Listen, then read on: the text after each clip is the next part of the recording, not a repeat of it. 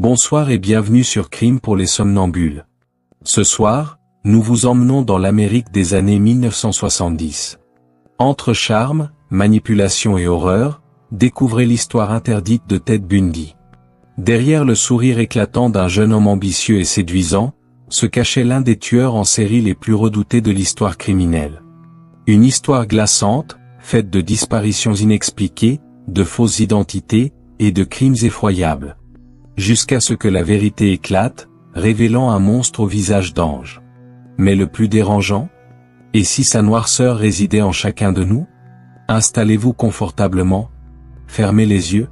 Laissez-vous emporter par cette histoire fascinante, entre réalité glaçante et cauchemar éveillé. Bienvenue dans un voyage au cœur des ténèbres. L'Amérique se projette vers l'avenir, confiante, entre la fin des grandes guerres et le début d'une ère de modernité. Les campus bouillonnent d'idées, les jeunes rêvent de liberté, de justice, de réussite. Parmi eux, un étudiant en droit se distingue, courtois, soigné, intelligent. Il s'appelle Theodore Robert Bundy. On l'appelle Ted. À première vue, rien ne le différencie des autres. Il est poli, presque timide. Il parle bien. Il séduit sans effort. Il sourit souvent, avec ce petit air de gêne contrôlé qui le rend attendrissant. Certaines le trouvent charmant. D'autres le voient comme un futur grand avocat. Il s'engage même dans la politique, au sein du Parti républicain, comme pour mieux épouser les valeurs de son époque. Mais dans le miroir de la salle de bain, loin des regards, Ted se regarde autrement. Il sait. Il sait ce qu'il est. Ce qu'il pense. Ce qu'il désire. Et ce qu'il fera. Dans les archives des universités de Washington et de l'Utah, on retrouvera plus tard des notes, des visages croisés dans des couloirs, des femmes disparues que Ted a peut-être croisées sans qu'elle ne s'en doute. Car derrière le costume soigné se cache un abîme. Et en cette année 1974, le monstre s'éveille enfin. Il commence à arpenter les campus comme on arpente un terrain de chasse. Ses armes sont simples, un sourire, une écharpe, un plâtre, une voiture beige. Mais dans le coffre, il y a une autre histoire.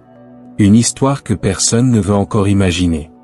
Ted Bundy, le jeune homme parfait, s'apprête à devenir l'un des visages les plus sombres de l'Amérique moderne. Avant le sourire charmeur, avant la cravate ajustée et les faux semblants, il y eut l'enfant. Un garçon silencieux, observateur, qui grandit dans une maison pleine de secrets. Theodore Robert Cowell, tel est son nom de naissance.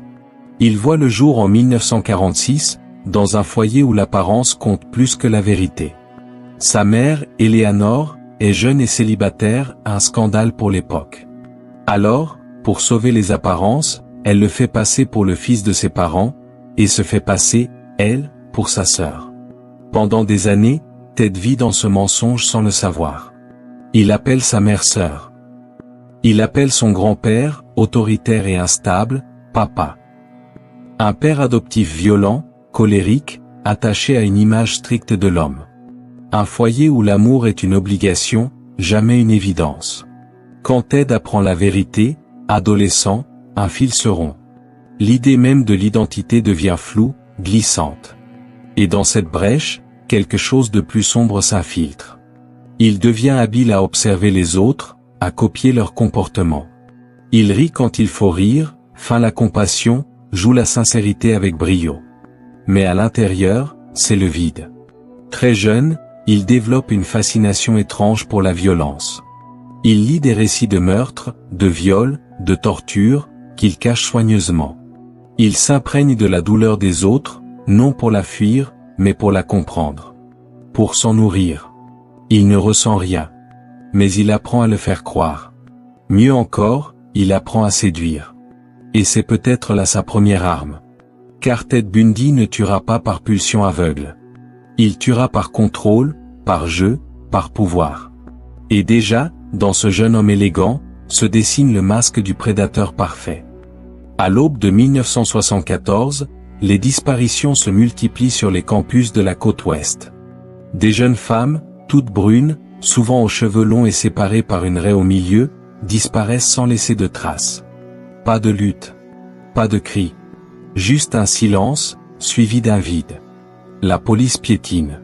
Mais Ted, lui, perfectionne son art. La méthode est simple. Une écharpe au bras. Une béquille. Un plâtre. Il aborde une jeune femme, l'air embarrassé, poli, presque fragile. Il explique qu'il a du mal à porter ses livres, ou à mettre son canoë sur le toit de sa voiture. Il parle doucement, il sourit, il semble inoffensif. Et surtout, il a le visage de l'Amérique que l'on aime, jeune, éduqué, ambitieux. La plupart des femmes hésitent. Mais la gentillesse l'emporte. Et alors, tout bascule. Le coffre de sa Volkswagen devient un piège. L'intérieur est préparé, menottes, pieds de biche, cordes, bâillons. D'un seul mouvement, il assomme sa proie, la ligote, la jette dans l'obscurité. Puis il disparaît. Avec elle. Les témoins parlent d'un homme au bras blessé. D'une voiture beige. Certains disent qu'il s'appelait Ted. Mais cela ne suffit pas. Il est déjà ailleurs.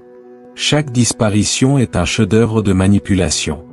Un piège tendu à la confiance humaine. Et chaque nuit, Ted Bundy recommence. Il chasse, encore et encore. Pas au hasard. Mais avec méthode. Et dans les bois, sur les rives des lacs, sous les feuilles mortes, les corps s'accumulent. Pendant ce temps, l'Amérique dort. Et le bon samaritain au bras en écharpe sourit à la prochaine. Le printemps se transforme en été, et avec lui, une angoisse sourde s'installe dans les rues paisibles de l'État de Washington. Sur les campus de Seattle, à Olympia, à Evergreen, les visages de jeunes femmes disparues tapissent les murs.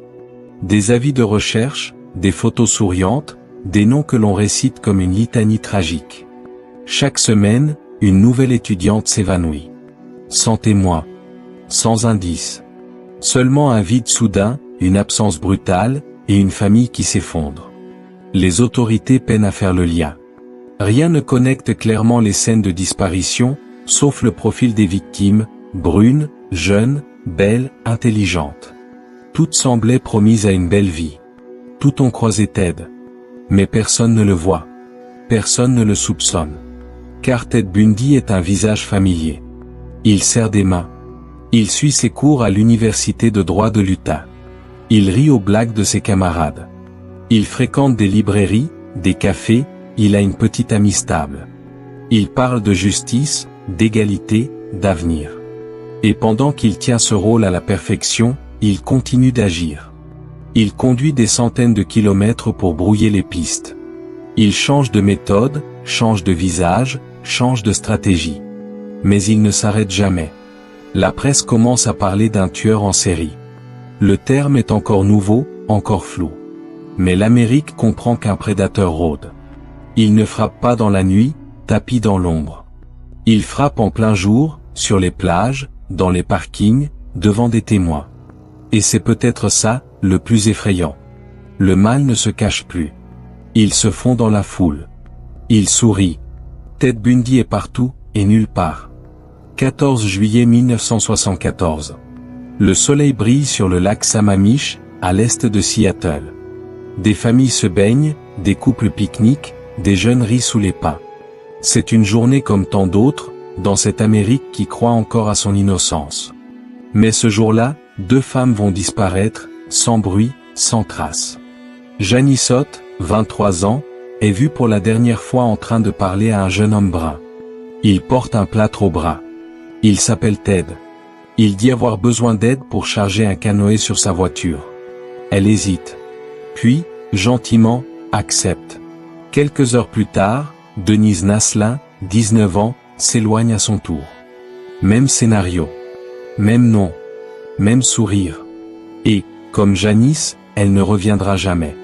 Ce double enlèvement, en plein jour, devant des dizaines de témoins, choque tout le pays. Car cette fois, le tueur a laissé des fragments de lui-même. Des témoins décrivent sa voiture, une coccinelle beige. D'autres retiennent son prénom, Ted. Et tous parlent du même homme, séduisant, confiant, blessé, mais étrange. La police commence enfin à dresser un portrait robot. Les journaux diffusent les premières hypothèses.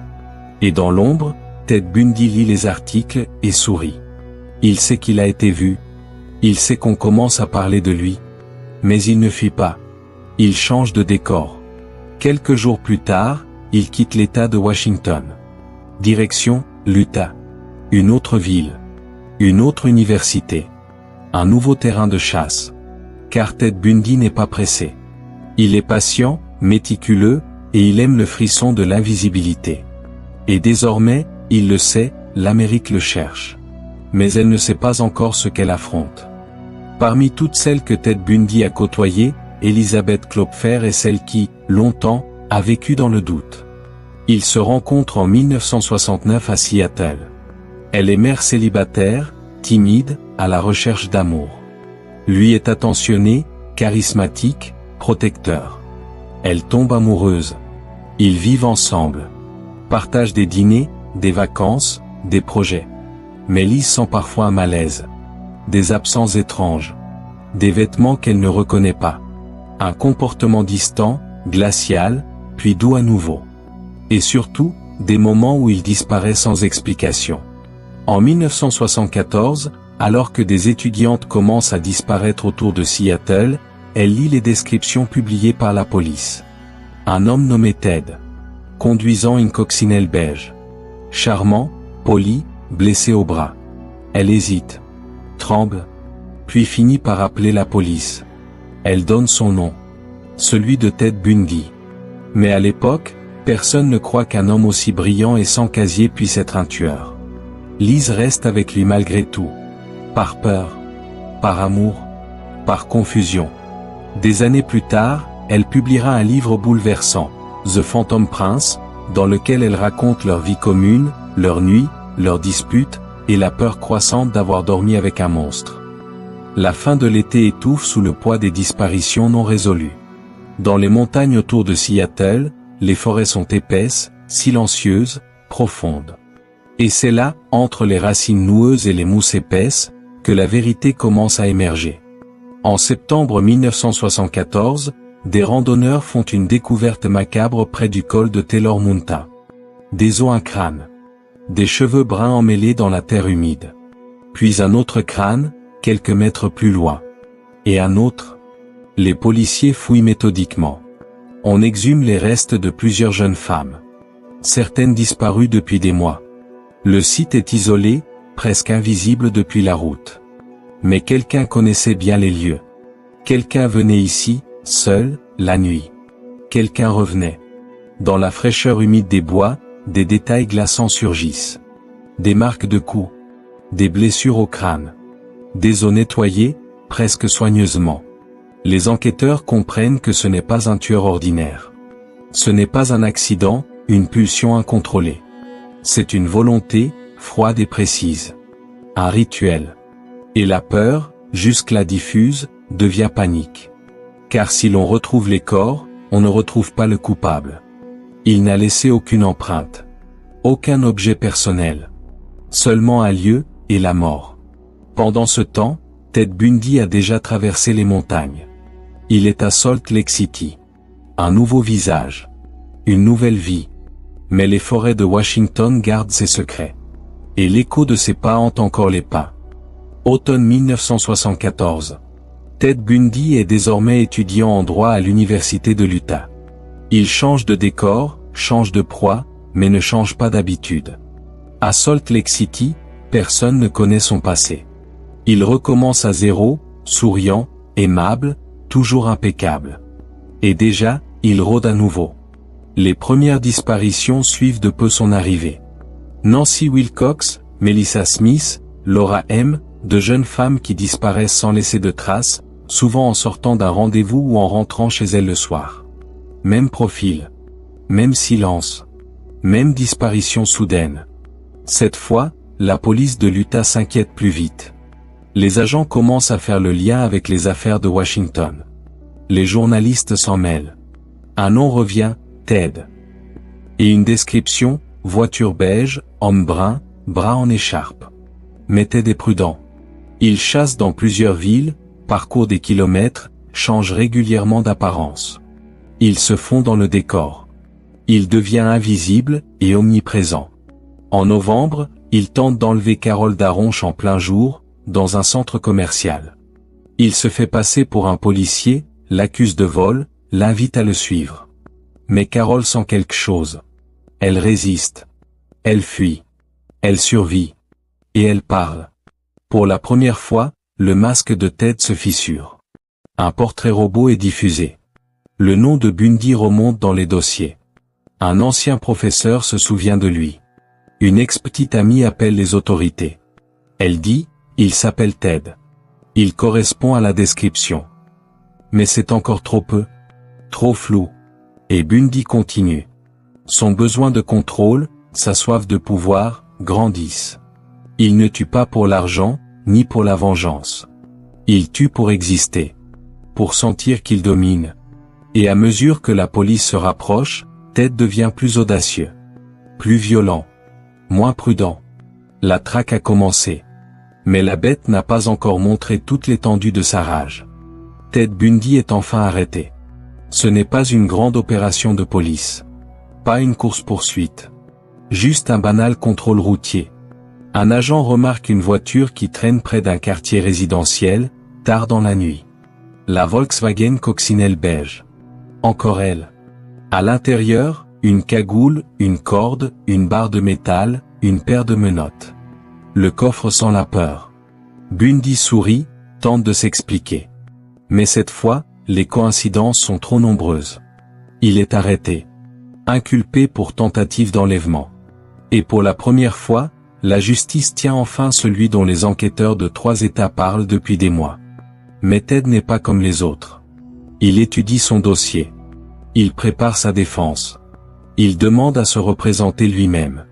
Et derrière les barreaux, il attend, patiemment, pour frapper encore. En 1977, à Glenwood Springs, dans le Colorado, alors qu'il est transféré pour un nouveau procès, il profite de son statut de pseudo-avocat pour consulter des documents en isolement. Un jour, il ouvre une fenêtre, et disparaît. 6 jours de fuite. Puis il est repris. Mais il ne s'avoue pas vaincu. Quelques mois plus tard, il s'évade une seconde fois. Cette fois, par un trou creusé dans le plafond de sa cellule. Il perd du poids, planifie chaque geste, chaque minute. Il s'évapore. Littéralement. Les autorités sont humiliées. La presse s'emballe. Et l'Amérique découvre avec horreur que le monstre est à nouveau libre. Car Ted Bundy n'est plus seulement un tueur. Il est devenu un mythe vivant. Un prédateur intelligent, insaisissable, et prêt à tuer à nouveau. Et cette fois, il ira plus loin. Plus vite. Et frappera avec une fureur que personne n'avait encore imaginée. Janvier 1978. Ted Bundy est en cavale depuis plusieurs semaines, après sa spectaculaire évasion du tribunal de Glenwood Springs. Il traverse les États-Unis, changeant d'identité, volant des voitures, dormant dans des motels miteux. Il finit par s'installer à Tallahassee, en Floride, sous le nom de Chris Hagen. Il loue une chambre dans une pension proche de l'Université d'État de Floride. Pour les voisins, il est discret, un peu étrange, mais sans histoire. Mais en réalité, Bundy est au bord de la rupture. Il est traqué, épuisé, et sa violence intérieure ne demande qu'à s'exprimer. Dans la nuit du 15 janvier 1978, il s'introduit dans la maison des Chi Omega, une sororité universitaire. Il pénètre dans les lieux sans bruit, une branche de bois à la main. Ce qui va suivre est d'une brutalité rare. En moins de 15 minutes, il agresse 4 jeunes femmes dans leur sommeil. Il tue Margaret Bowman, 21 ans, en la frappant à la tête puis en l'étranglant avec un bas de nylon. Puis il s'en prend à Lisa Levy, 20 ans, il la bête, la mord, la viole avec une bouteille de lac. Il blesse ensuite 2 autres étudiantes, Karen Chandler et Kathy Kleiner, qui survivront miraculeusement malgré des blessures graves. Mais il ne s'arrête pas là. Quelques heures plus tard, il tente une nouvelle agression dans un autre appartement. Elle échoue. Et 3 semaines plus tard, le 9 février, il enlève Kimberly Leach, une fillette de 12 ans, à la sortie de son école à Lake City. Son corps sera retrouvé plusieurs semaines plus tard dans une cabane abandonnée. Elle avait été violée et battue à mort. Ces meurtres marquent un tournant. Ted Bundy n'est plus un tueur discret, méthodique et organisé. Il est devenu impulsif, incontrôlable. Ses crimes sont plus violents, plus chaotiques, comme s'il ne cherchait plus à dissimuler ce qu'il était. Mais cette fois, la police est prête. La Floride est en état d'alerte. Le 15 février 1978, Bundy est arrêté à Pensacola lors d'un simple contrôle de routine dans une voiture volée. Il résiste brièvement, donne un faux nom, mais au poste, son identité est révélée. Les empreintes parlent. Et cette fois, les autorités savent exactement qui elles ont entre les mains. En 1979, l'Amérique tout entière a les yeux tournés vers Miami. Ted Bundy va enfin être jugé. Pas pour tous ses crimes, ils sont trop nombreux, parfois trop anciens, parfois impossibles à prouver, mais pour les meurtres des étudiantes de la sororité Chi Omega et celui de Kimberly Leach, 12 ans. C'est un procès historique. L'un des premiers aux États-Unis à être entièrement télévisé. Les caméras entrent dans la salle d'audience. Et Ted se donne en spectacle. Il décide de se représenter lui-même. Il interroge les témoins. Il se lève, prend la parole, plaisante parfois. Il s'adresse au juge avec assurance, comme s'il était simplement un avocat talentueux, pas un accusé soupçonné de crimes monstrueux. Les journalistes notent son charisme, son regard, sa capacité à manipuler la salle. Certaines femmes dans le public assistent au procès par fascination. On les appellera plus tard les Bundy Groupies. Mais les preuves sont accablantes. Des empreintes de dents laissées sur le corps de Lisa Levy sont comparées aux siennes. C'est la première fois qu'une telle preuve médico-légale est utilisée lors d'un procès criminel aux États-Unis. Elle l'accuse. Sans appel. Témoin après témoin, la construction du monstre se précise. Les survivantes racontent. Les policiers exposent les objets trouvés dans sa voiture, menottes, cordes, masques. Le puzzle prend forme. Le 24 juillet 1979, le verdict tombe, coupable. Peu après, la peine, mort par chaise électrique. Mais ce n'est pas la fin. Ted Bundy est encore jugé en 1980 pour le meurtre de Kimberly Leach. Il est à nouveau reconnu coupable. À nouveau condamné à mort. Pendant ce second procès, dans une scène aussi absurde que glaçante, Bundy demande en mariage une femme, Carol Ann Boone, en pleine audience. Et parce que la loi de Floride le permet, ce geste suffit à les déclarer légalement mariés. Encore une fois, il contrôle le récit. Il détourne l'attention. Même condamné, il joue. Il séduit. Il ment. Mais le rideau commence à tomber. Et bientôt, il ne pourra plus fuir. Alors que Ted Bundy est jugé pour des meurtres atroces, une femme assiste à chaque audience, Carol Ann Boone. Collègue d'un ancien poste, elle réapparaît au moment où tout semble s'effondrer pour lui. Elle est l'inattendue. La contradiction vivante. Tandis que le monde voit en lui un monstre, elle affirme voir un homme, un innocent. Elle le soutient. Le défend. L'encourage. En prison, leur relation continue. Carol tombe enceinte. En 1982, une petite fille naît. On l'a dit conçue pendant une visite conjugale, malgré l'absence officielle d'autorisation. Les rumeurs parlent de gardiens soudoyés. La vérité, comme toujours avec Bundy, reste floue. Mais même dans son rôle de mari et de père, Ted continue de manipuler, de contrôler. Carol, peu à peu, s'éloigne. Le mythe s'effondre. Elle finit par couper les ponts. Elle ne reviendra pas pour ses dernières heures. Cette facette de la vie de Bundy laisse une impression dérangeante. Un tueur en série capable de fonder une famille. De sourire à une femme. De tenir un bébé dans ses bras. Tout en cachant dans son regard le vide absolu. Condamné à mort, Ted Bundy est transféré dans le tristement célèbre pénitencier de Rayford, en Floride. Mais il ne se résigne pas. Pendant presque 10 ans, il multiplie les appels, les procédures, les lettres aux juges. Il gagne du temps. Comme toujours. Dans sa cellule, il reçoit des journalistes, des psychiatres, des écrivains. Il parle de lui, de sa vie, mais jamais vraiment de ses crimes. Il reste vague, évasif, charmeur. Il nie, puis insinue, puis se contredit. Il veut qu'on l'écoute, qu'on le comprenne, qu'on doute, même encore maintenant. Mais au fil des ans, les appels sont rejetés. Et l'ultime échéance approche. Le 24 janvier 1989, la date de son exécution est fixée. C'est alors que Bundy change de stratégie. Il commence à parler. Il avoue. Pas à la justice, mais aux enquêteurs, aux experts qu'il a choisis. Il reconnaît 30 meurtres. Peut-être plus, laisse-t-il entendre. Il raconte ses méthodes, l'approche, le coup à la tête, l'enlèvement, les viols, parfois post-mortem. Il avoue être retourné sur les scènes de crime. Avoir maquillé les corps, les avoir parfois conservés pendant plusieurs jours. Il évoque même des meurtres bien avant ceux que l'on connaissait. Peut-être dès 1971. Peut-être plus tôt encore. Ces aveux tardifs ne sont pas un acte de repentance. C'est un dernier jeu. Une ultime façon de garder le pouvoir.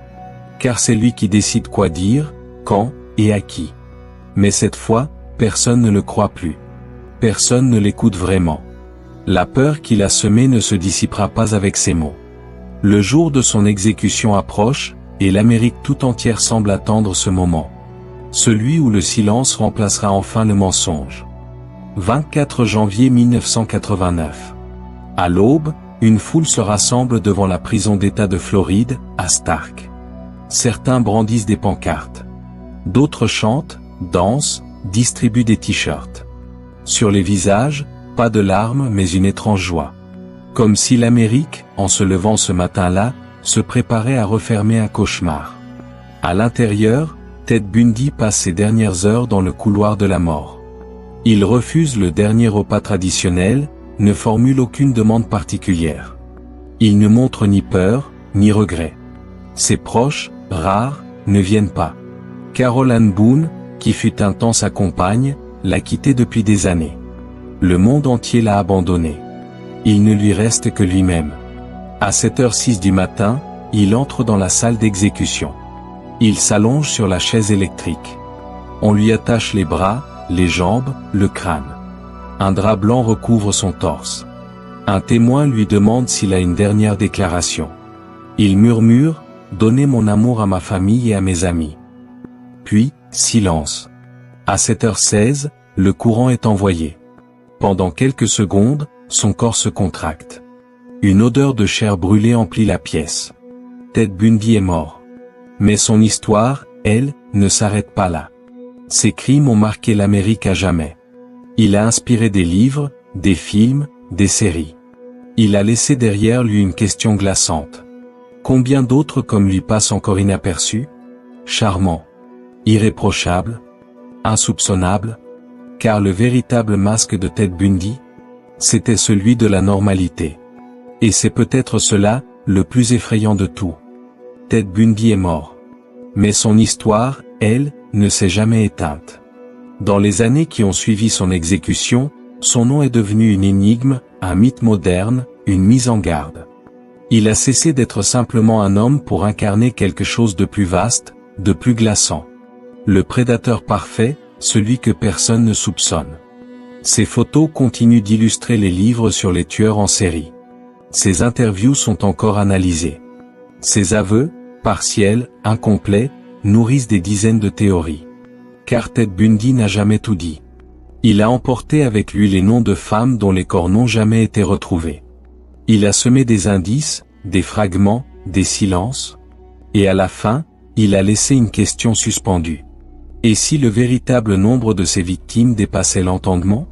Il reste aujourd'hui comme le modèle effrayant du tueur invisible. Brillant, courtois, séduisant.